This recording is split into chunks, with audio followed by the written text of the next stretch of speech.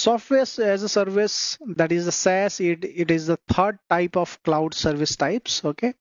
Now, the SaaS, complete cloud service, right? It provides fully developed application for end users.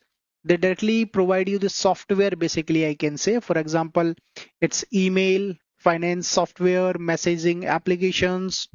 Okay, these things, and ease of use, it is least flexible but easiest to deploy, requiring minimal technical expertise. You don't have to do much things with the software as a service because you are already getting the software. You have to do just your own work. That's it.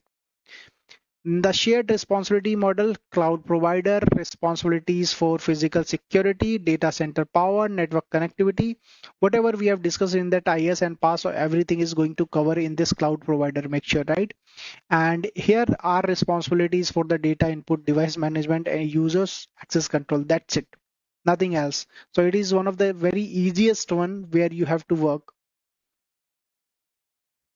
Common scenarios for SaaS, it's like your Gmail, right? Your Outlook, Slack, you don't have to do anything. Everything is already set up.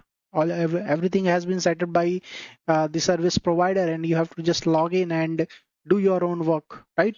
This is what you can do with those Gmail, Outlook, and Slack. Business productivity applications like Microsoft 365, Google Workspace, finance and expense tracking systems like software like a QuickBooks and Expensify.